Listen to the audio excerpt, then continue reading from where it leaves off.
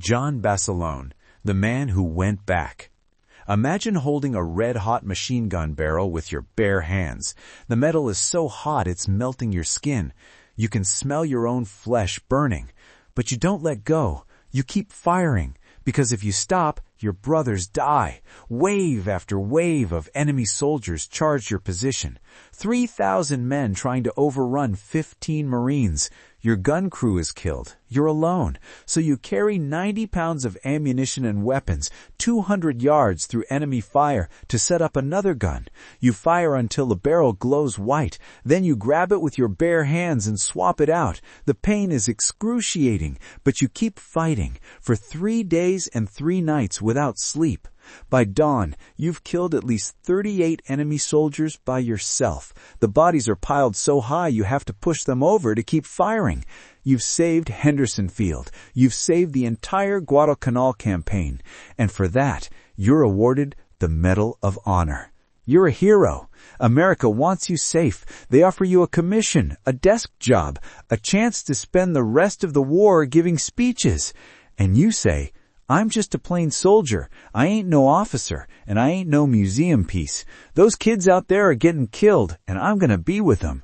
So you go back to the Pacific, back to combat, back to Iwo Jima, where on the first day of the invasion, you're killed in action. This isn't Hollywood. This is the true story of Gunnery Sergeant John Basalone, Manila John, the only enlisted Marine in World War II to earn both the Medal of Honor and the Navy Cross. By the end of this video, you'll discover how an Italian-American boxer became a Marine legend, why he refused fame to return to combat, and why his name is still spoken with reverence in the Corps today. Stay with me, because John Basalone's story will show you what it means to choose brotherhood over glory. Part 1. The Fighter, Childhood and Early Years.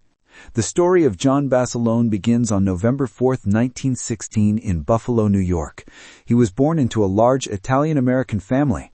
His father, Salvatore Basalone, was an immigrant tailor from Italy who had come to America seeking a better life. His mother, Teresa Bencivenga, was also of Italian descent. John was the 6th of 10 children. The Basalone household was crowded, loud, and full of life. Money was tight, but the family was close-knit and deeply Catholic. They attended St. Bernard Parochial School in Raritan, New Jersey, where the family moved when John was still young. John completed 8th grade but didn't continue to high school. In working-class Italian-American families of that era, boys were expected to work and help support the family. Education beyond basic literacy was often seen as unnecessary. John took various jobs, working as a caddy at a local golf course, doing odd jobs, and helping his father in the tailor shop. But John was restless. He had energy, strength, and a competitive spirit. Like many young men of his generation, he was drawn to boxing. John started training and fighting in local amateur bouts. He was good. He had fast hands, a strong chin, and he wasn't afraid to take a punch to land one. At 18 in 1934, John made a decision that would change his life. He enlisted in the United States Army for a 3-year term. The Army offered steady pay, structure, and an escape from the limited opportunities of Raritan, New Jersey. After basic training, Private Basalone was shipped to Manila in the Philippines. It was there that John truly found his calling, boxing. The Army encouraged boxing as a way to build discipline, toughness, and morale. John entered the base boxing tournaments and quickly dominated. He was fast, skilled, and absolutely fearless in the ring. John went undefeated. His reputation grew. Soldiers called him Manila John because of his dominance in Manila's boxing rings. Even General Douglas MacArthur reportedly attended some of his fights and was impressed by his skill. But in 1937, John's 3-year Army enlistment ended. He returned to the United States and went back to civilian life in Raritan, New Jersey. For the next few years, John worked various jobs, truck driver, laborer, whatever he could find. But civilian life felt empty. He missed the structure, the camaraderie, the purpose of military life. Then in July 1940, with war clouds gathering over Europe and tensions rising with Japan, John Basalone made a decision. He enlisted in the United States Marine Corps. John later said, "I wanted to be a Marine. I heard they were the toughest, the best. That's what I wanted." Part 2. Becoming a Marine, Training and Deployment. John Basalone entered Marine Corps boot camp at Marine Corps Recruit Depot, Parris Island, South Carolina in July 1940. Boot camp was hell. The drill instructors were brutal, pushing recruits to their absolute limits. Men broke down crying, some quit, but John thrived. He was older than most recruits, already 23 years old with prior Army service. He knew how to follow orders, he knew how to handle physical punishment, and most importantly, he knew how to fight. After boot camp, John was assigned to various duty stations, including Guantanamo Bay, Cuba. He trained on machine guns, becoming an expert on the heavy .30 caliber Browning's M1917 machine gun. This weapon would become John's signature in combat. On December 7, 1941, Japan attacked Pearl Harbor. The United States was at war, and John Basalone was ready. In 1942, John was assigned to Company C, 1st Battalion, 7th Marine Regiment, 1st Marine Division. His unit shipped out to the Pacific. Their destination, Guadalcanal, a jungle island in the Solomon Islands that most Americans had never heard of. The landing on Guadalcanal on August 7, 1942 was relatively unopposed. The Marines quickly seized Henderson Field, a critical airstrip. But the Japanese weren't giving up. They sent reinforcements by sea and began planning counterattacks to retake the island. For weeks, Marines dug in, preparing defensive positions, waiting for the Japanese assault they knew was coming. John was promoted to sergeant and put in command of 2 heavy machine gun sections. He positioned his guns carefully, creating interlocking fields of fire, ensuring that if the Japanese attacked, they would walk into a meat grinder. Then came the night of October 24, 1942, the night that would make John Basalone a legend. Part 3. The Battle of Henderson Field. 3 days and nights in hell. On the night of October 24, 1942, Japanese forces launched a massive assault on the Marine positions defending Henderson Field. A full Japanese regiment, approximately 3,000 soldiers, attacked the narrow pass at the Tanaru River where John Basalone's machine gun sections were positioned. The assault began with a massive artillery and mortar barrage. Explosions tore up the jungle, trees splintered, the ground shook. Then came the infantry. Wave after wave of Japanese soldiers screaming, "Banzai!" charged the Marine lines. John Basalone opened fire with his machine gun. The sound was deafening. Tracer rounds lit up the night. Japanese soldiers fell by the dozens, but they kept coming. Then disaster struck. A Japanese mortar shell landed directly on one of John's gun positions, killing most of the crew. Another position was overrun. Suddenly, John's 15-man platoon was down to just 3 able-bodied Marines, John and 2 others. But John didn't panic. He grabbed belts of ammunition, slung them over his shoulders, picked up a machine gun, and ran 200 yards through enemy fire to reposition the gun. He set it up, opened fire, and stopped another wave of attackers. Then his other gun jammed. Under continuous fire, with bullets picking up dirt all around him, he disassembled the gun, cleared the jam, and got it back into action. For 3 days and 3 nights, John Basalone fought without sleep, without rest, without relief. He manned multiple guns. He carried ammunition when supplies ran low. He fought with his pistol when the Japanese got close. At one point, he even used a machete in hand-to-hand combat. But the most incredible moment came when John's machine gun barrel overheated from continuous firing. Machine gun barrels get so hot after extended use that they glow white and can warp or even melt. Crews are issued asbestos gloves specifically for barrel changes. But John had lost his gloves. The barrel was glowing, and the Japanese were still coming. John didn't hesitate. He grabbed the scalding barrel with his bare hands. His skin sizzled. The smell of burning flesh filled the air. But John held on, ripped off the old barrel, slammed in a new one, and kept firing. His hands and forearms were covered in severe burns, but he didn't stop. One Marine, Private First Class Nash Phillips, who fought alongside John that night, later said, Basalone had a machine gun on the go for 3 days and nights without sleep, rest, or food. He was in a good emplacement and causing the Japs lots of trouble, not only firing his machine gun, but also using his pistol. By the time reinforcements arrived, the Japanese attack had been shattered. Bodies of enemy soldiers were piled so high in front of John's position that he and his men had to push them over to maintain a clear field of fire. John Basalone had personally killed at least 38 enemy soldiers, but more importantly, he had held the line. Henderson Field was saved, and with it, the entire Guadalcanal campaign. For his actions that night, Sergeant John Basalone was recommended for the Medal of Honor. Part 4. The Medal and the Tour. Reluctant Hero. In May 1943, John Basalone was presented with the Medal of Honor by Lieutenant Colonel Louis Chesty Puller in a ceremony in Australia. John was the first enlisted Marine to receive the Medal of Honor in World War II. The citation read, in part, "For extraordinary heroism and conspicuous gallantry in action against enemy Japanese forces, Sergeant Basalone, in charge of 2 sections of heavy machine guns, fought valiantly to check the savage and determined assault." John was proud, but he was also uncomfortable with the attention. He wasn't looking for glory. He had just done his job, the same as every other Marine on that ridge. But the Marine Corps and the U.S. government had other plans. John was ordered back to the United States for a war bond tour. America needed heroes. The war was expensive, and the government needed to raise money by selling war bonds to civilians. Who better to sell bonds than a genuine Medal of Honor recipient? For the next year, John toured the country, giving speeches, attending rallies, shaking hands with politicians and celebrities.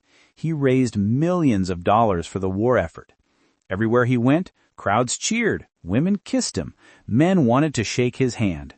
John hated every minute of it. He later said, "I'd rather face the Japs than this."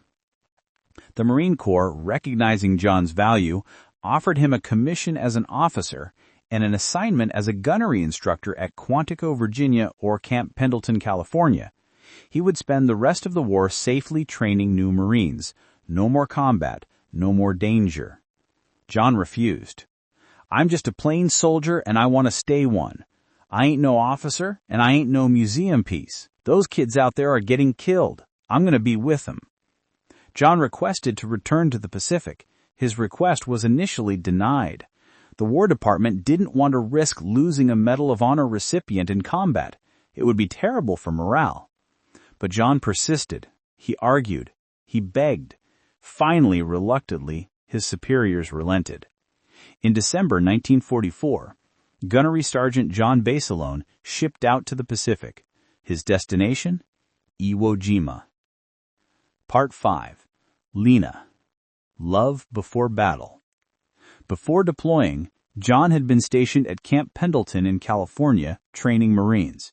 It was there that he met a Marine herself, Sergeant Lena Mae Riggy of the Marine Corps Women's Reserve. Lena was a tough, independent woman who had enlisted in the Marines and worked as a field cook. She was smart, beautiful, and completely unimpressed with John's Medal of Honor. To Lena, John was just another Marine. John fell in love immediately. They began dating. John would later say that Lena was the best thing that ever happened to him. On July 10, 1944, John and Lena were married at St. Mary's Star of the Sea Church in Oceanside, California.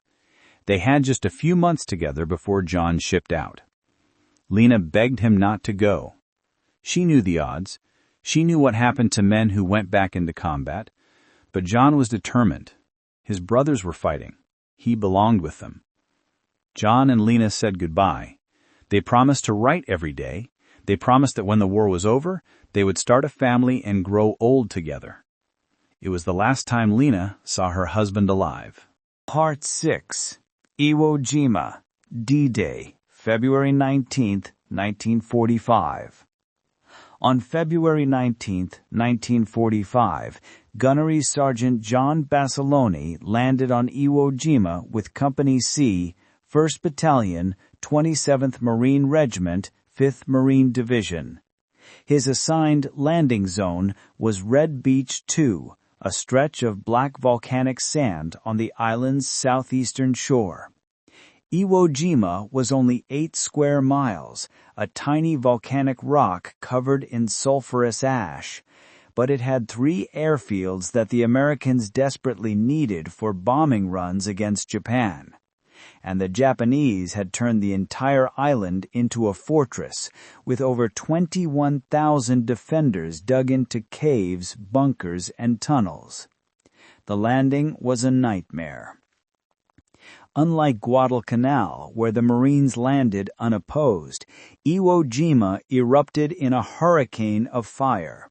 Japanese artillery, mortars, machine guns, and rifles opened up from hidden positions.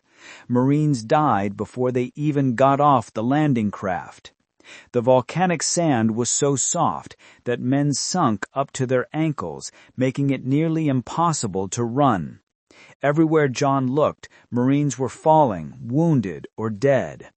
John's unit was pinned down on the beach. They couldn't advance. Japanese machine guns in concrete bunkers were tearing them apart. John saw young Marines, many of them kids he had personally trained at Camp Pendleton, frozen in fear, hugging the ground. He started kicking them, shouting, "Get off the beach! Move! Move!" Then John spotted the problem. A heavily fortified Japanese blockhouse was pouring fire into the Marines. The structure was built of reinforced concrete with tiny firing slits. Machine gun fire from inside was cutting down anyone who tried to advance. Without hesitation, John ran toward the blockhouse alone. He carried satchel charges and grenades. Bullets kicked up sand around his feet. Marines watched in astonishment as their gunnery sergeant charged straight into enemy fire. John reached the blockhouse, climbed on top of it, and dropped satchel charges down the ventilation shaft. The explosion was massive. The blockhouse erupted in flames. The Japanese garrison inside was destroyed. Marines surged forward, finally able to advance off the beach.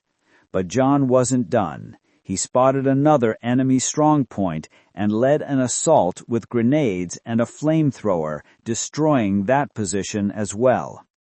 Then John moved toward Airfield Number 1, one of Iwo Jima's 3 airfields. As he advanced, he saw a Marine tank trapped in a minefield, unable to move forward or backward. Japanese mortars were zeroing in on it. If the tank didn't get out immediately, it would be destroyed. John ran to the tank, exposed to enemy fire.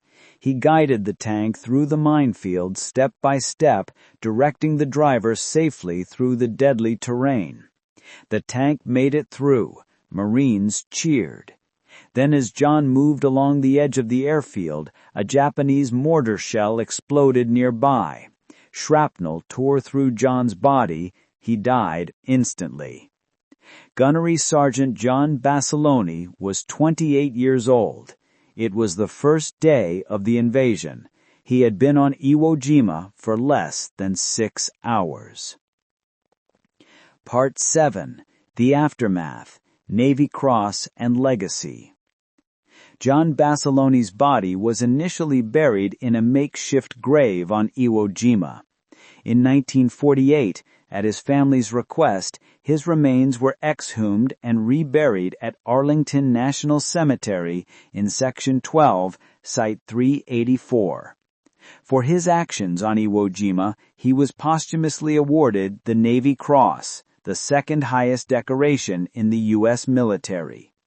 The citation read, in part, "For extraordinary heroism while serving as a leader of a machine gun section in action against enemy Japanese forces on Iwo Jima, 19 February 1945.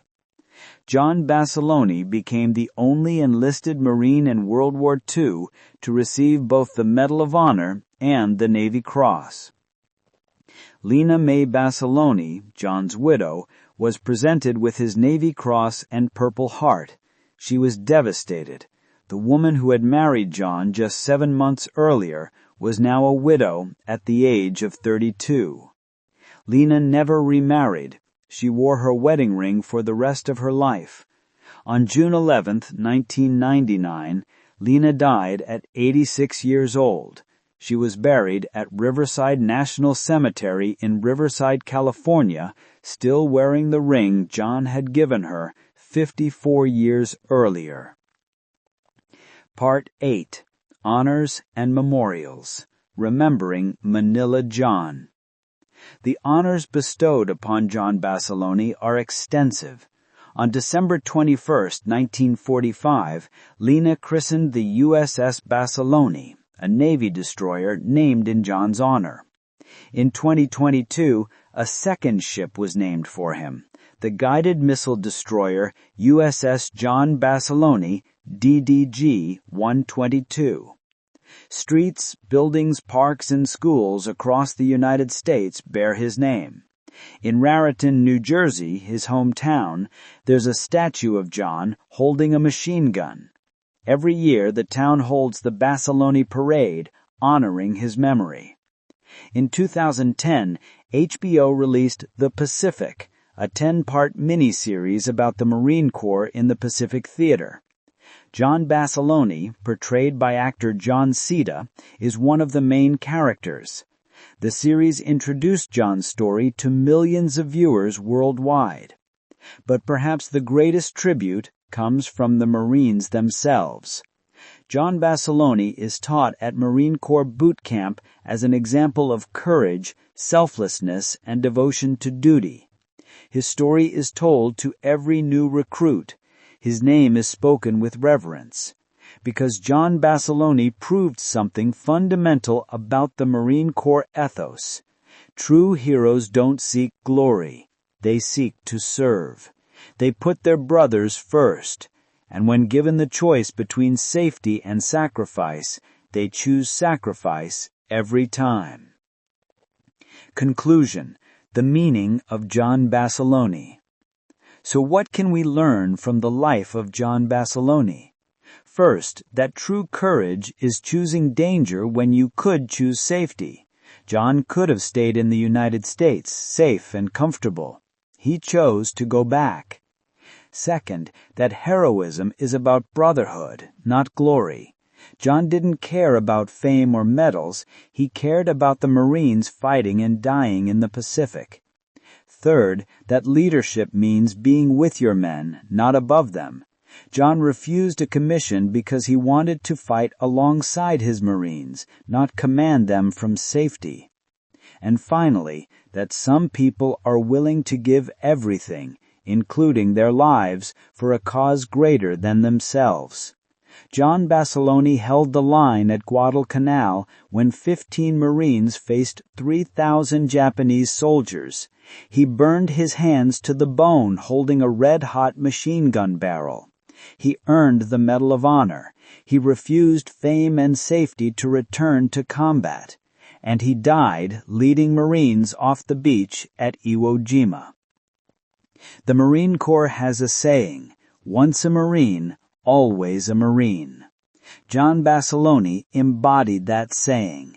He was a Marine to his core, and he died as he lived, fighting for his brothers. That is the legacy of Gunnery Sergeant John Manila John, and that is why Marines still say his name with pride. Thank you for watching. If this story moved you, please like, subscribe, and share this video. We'll be back with more incredible stories of warriors whose courage changed history. Until then, remember what John Basalone proved, that some men are willing to give everything, and that's what makes them heroes.